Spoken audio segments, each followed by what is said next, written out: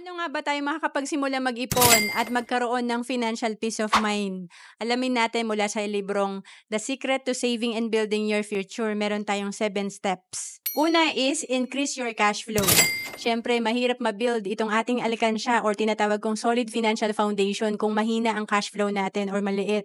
Importante maganda ang income natin.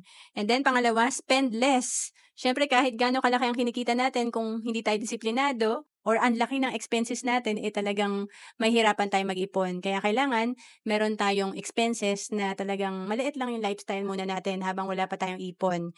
And then pangatlo, zero out bad debts. Kailangan talaga iwasan nating mangutang para yung interest nito hindi natin magiging kalaban. And then pang-apat, understand how money works. Importante talaga alam natin kung paano nga ba magtrabaho ang pera para makabuild tayo ng asset at passive income. And then, pang-5, define your financial goals. Simulan natin sa financial goals kasi dito magdedepende ang action natin at mga desisyon. And then, pang-6, have proper protection. Importante, meron tayong healthcare at life insurance, lalo na kung breadwinner ka at may mga dependents ka. And then, pang-7, build up your wealth. Siyempre, ang pinakabubong na niyan yung investment. Importante nag-i-invest tayo para, again, makabuild tayo ng passive income at meron tayong money working for you.